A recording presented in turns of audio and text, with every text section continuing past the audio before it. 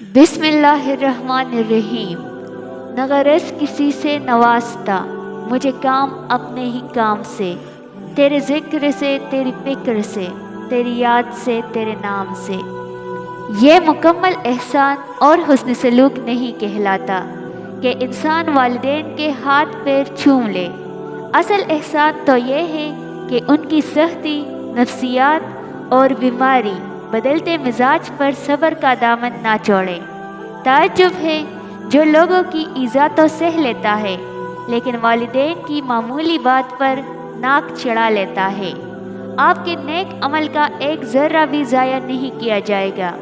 آپ نے کسی کو سلام کیا ہو یا راستہ بنایا ہو، کسی کو اچھا مشورہ دیا ہو یا کسی کے لیے ہدایت کی دعا کی ہو، محشر کے دن ایک ایک ذرہ، یہاں تک کہ آپ کے دل کے نیک ارادے بھی آپ کے نیکیوں کے پلڑے میں موجود ہوں گے۔ ایک دوسرے کی قدر کرنا سیکھے۔ نہ زندگی واپس آتی ہے اور نہ لوگ۔ ہر انسان اپنے لیے آسانیاں چاہتا ہے۔ واحد ماں اور باپ ایسے ہیں جو خود مشقتیں اٹھا کر اپنی اولاد کے لیے آسانیاں چاہتے ہیں۔ خونی رشتے توڑ کر انسان جوانی تو گزار سکتا ہے مگر بڑھاپا نہیں۔ دنیا میں سب سے زیادہ مطمئن وہ لوگ ہیں جنہیں اپنے معاملات اللہ کے سپرد کرنے کی عادت ہو۔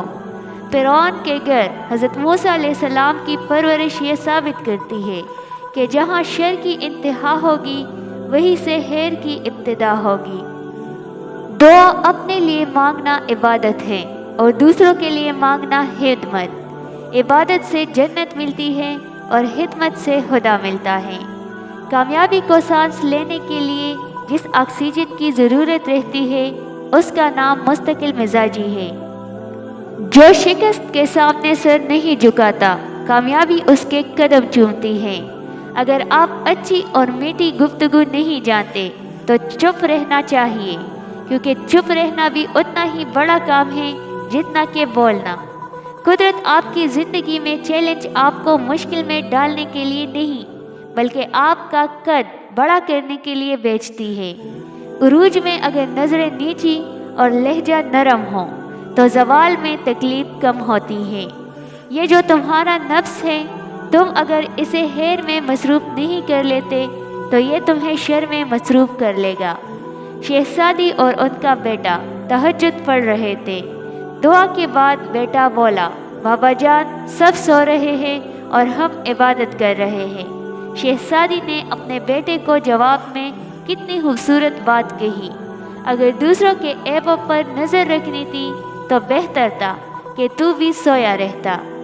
عبادتیں قبول ہو یا نہ ہو، ندامتیں ضرور قبول ہوتی ہے اور یہی توبہ کا فلسفہ ہے۔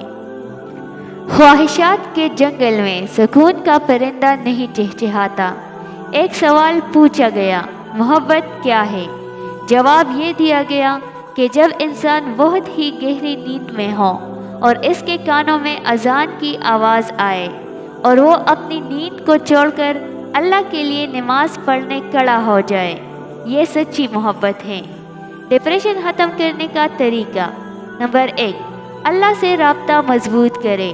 نمبر 2، کچھ وقت باہر کھلی فضا میں سیر کرے۔ نمبر 3، روز صبح ورزش کرے۔ نمبر 4، خود سے مثبت باتیں کرے۔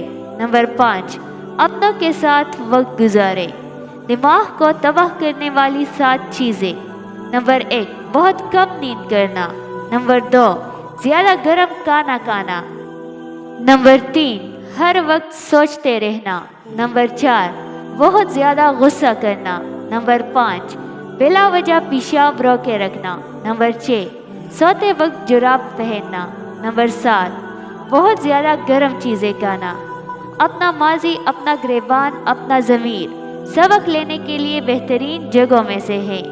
زندگی بہت عجیب ہے، ہم کچھ نہیں لے کر آتے، پھر ہر چیز کے لیے لڑتے ہیں، پھر سب کچھ چھوڑ کر چلے جاتے ہیں۔ رسول اللہ صلی اللہ علیہ وآلہ وسلم نے ارشاد فرمایا، حرص سے بھری ہوئی کنجوسی سے بچو، کیونکہ اس نے تم سے پہلوں کو برباد کر دیا۔ اپنے رب سے اپنی خطاؤں کی معافی مانگتے رہا کرو، کیونکہ زندگی موقع کم اور धोखा ज़्यादा देती है। रसूलुल्लाह सल्लल्लाहु अलैहि वसल्लम ने फरमाया, जो शख्स रात को वज़ू करके सोए तो एक फरिश्ता उसके पास रात गुजारता है। जब वो शख्स उठता है तो वो फरिश्ता कहता है, ए अल्लाह अपने फलाह बंदे की मग़फ़िरत फरमा, क्योंकि वो वज़ू करके सोया है। माँ बाप के पास बैठने के 2 फ़ायदे हैं। नंबर 1, आप कभी बड़े नहीं होंगे। नंबर 2, वो कभी बूढ़े नहीं होंगे। आपने खुद ही अपने आप को खुश रखना है, किसी और से ये उम्मीद कभी ना रखना, सख्त मायूसी होगी। मोहब्बत इज़्ज़त होती है, हैरात नहीं, नसीब से मिलती है, औकात से नहीं। दुनिया में रहने की 2 खूबसूरत जगह है, किसी के दिल में या किसी की दुआओं में। लोगों को परखना छोड़ दो, तुम नहीं जानते कोई अपने अंदर कैसी जंग लड़ रहा है। जानते हो दुआ क्या है? अपनी हर परेशानी को बताकर बेफिक्र हो जाना। दर्द अल्लाह से बांट लो तो रूह को भी सुकून आ जाता है।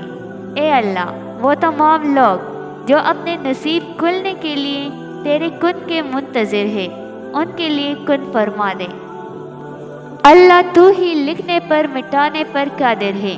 फिर अगर तूने मुझे बदबख्त लिखा है तो मिटाकर खुशबख्त लिख दे। आमीन। जो अल्लाह का हो जाता है फिर अल्लाह ताला उसे अपने सिवा सबसे बेनियाज कर देता है और उसकी मदद वहाँ से करता है जहाँ पर किसी का गुमान भी नहीं होता।